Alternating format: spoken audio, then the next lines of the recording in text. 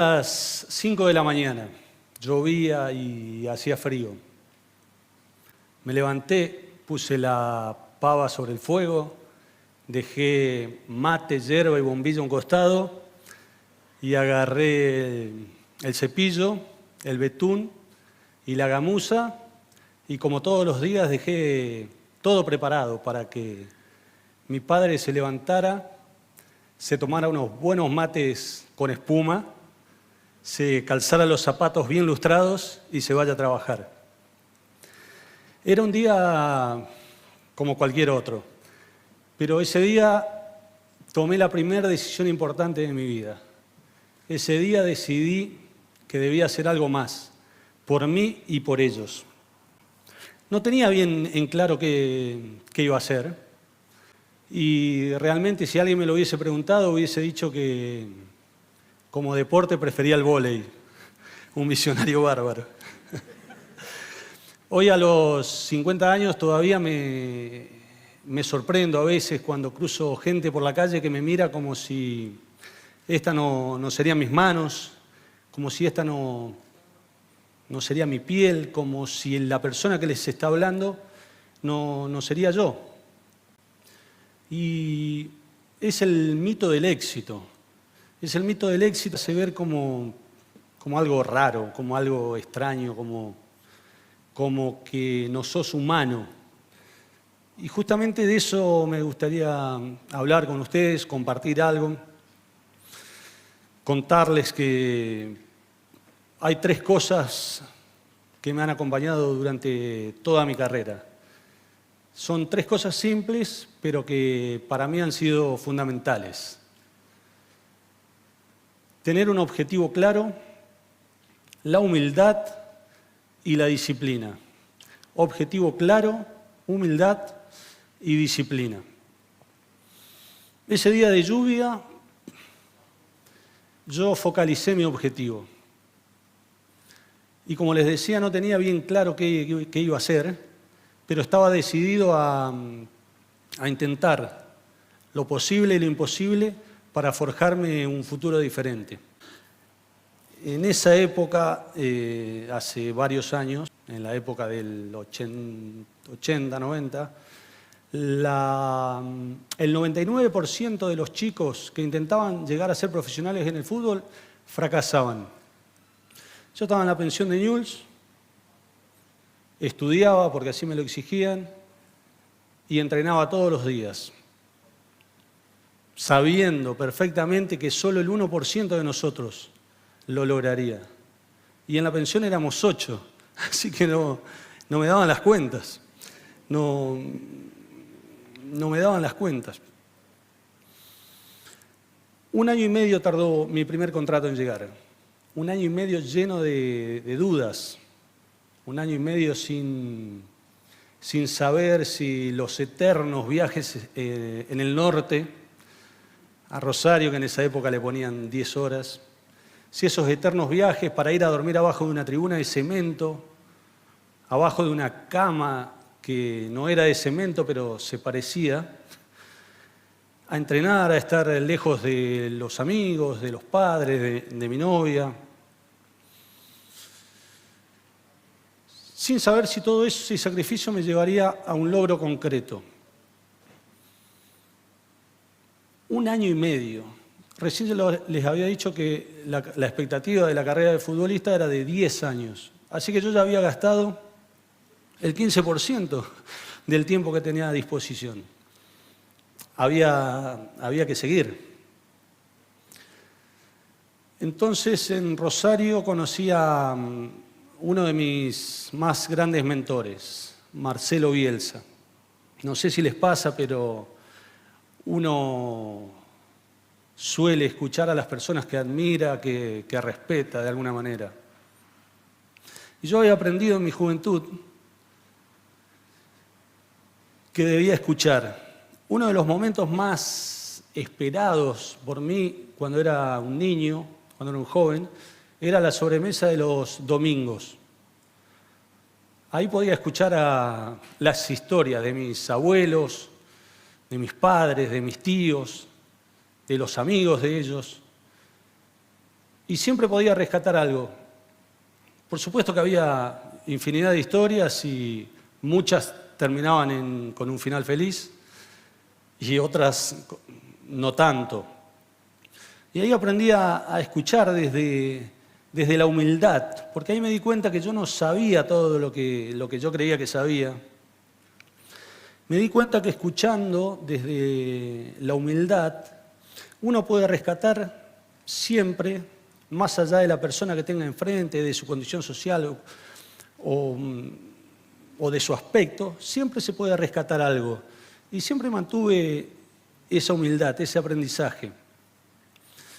Inclusive muchos años más adelante, cuando mi carrera ya estaba afirmada, si así se puede decir, me tocó un técnico que me sugirió que me cortara el pelo para poder jugar en su equipo. Por supuesto que me parecía una broma, porque yo ya hacía 6, 7 años que jugaba en Italia. Para mí tener el pelo largo era como caminar, era, no sé, como vestirme, era una marca registrada. Y me sorprendió. Y ahí vino afuera la humildad, de la que le hablaba antes. La humildad que me ayudó a controlar el ego, que en esa época lo tenía allá arriba.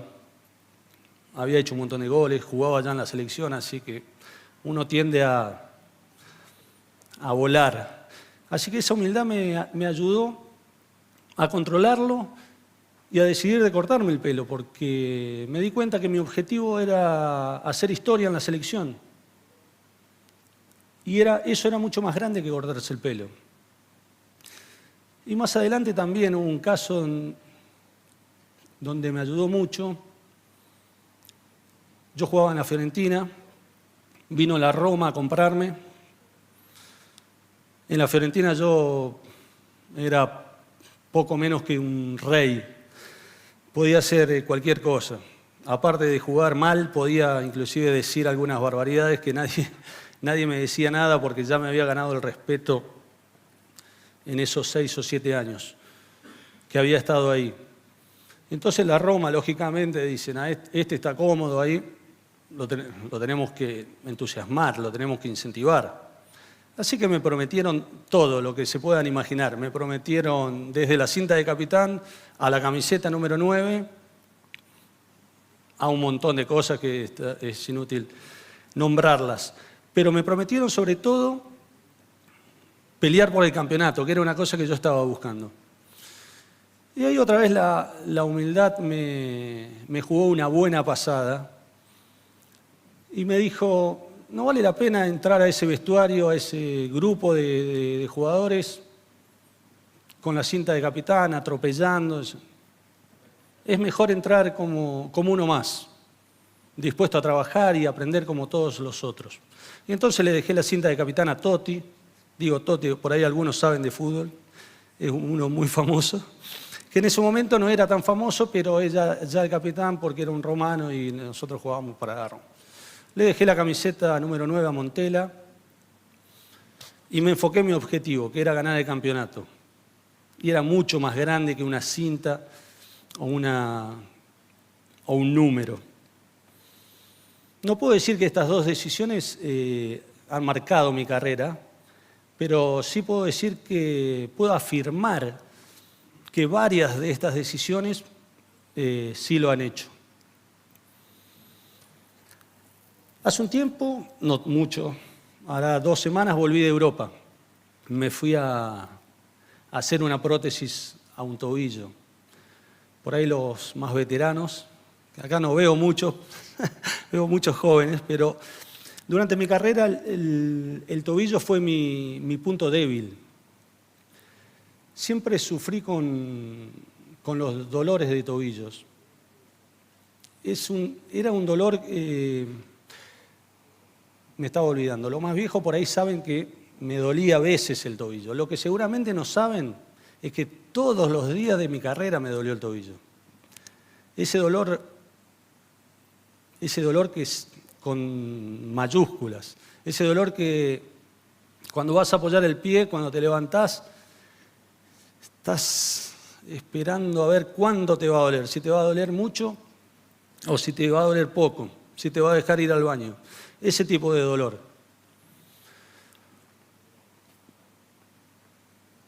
Me acuerdo del dolor y me duele el pie. Bueno, la cuestión es que no me venció el dolor. Seguí adelante, seguí caminando. Inclusive cuando estaba en River, ahí es donde había hecho la mentalidad esta, estuve 6 meses sin jugar. La verdad que me entrenaba igual o más que mis compañeros. Y llegaba el domingo y afuera. Y el otro domingo y afuera. Y así 6 meses. 6 meses donde por supuesto se me pasó por la cabeza varias veces volver a Rosario, que era el club donde yo había surgido, donde había salido. Era un club que conocía, un equipo de compañeros, una ciudad que me quería, me sentía protegido. Pero yo quería triunfar y no podía aflojar. Si quería triunfar, debía exigirme más, debía sacar fuerzas desde donde no las tenía y debía continuar a desafiarme y hacerlo y hacerlo y hacerlo. Y fue así, con esa mentalidad, que no me venció ni el dolor ni esa sensación de fracaso. Mucho más adelante tampoco me ganaron las distracciones que vienen con el éxito y con el dinero y con la fama.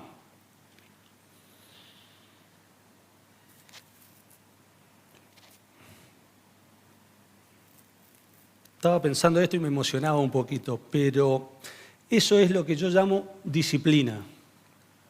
La disciplina mental, la disciplina que nunca me permitió abandonar, que siempre me permitió mantener el ego en el lugar que correspondía.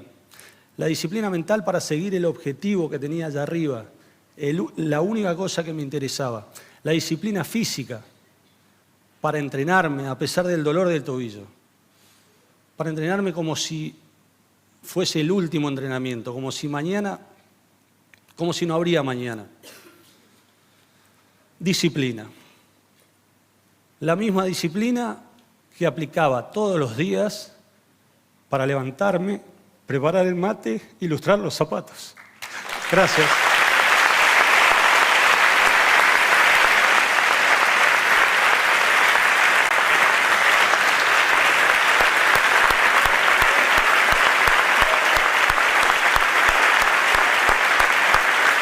Gracias.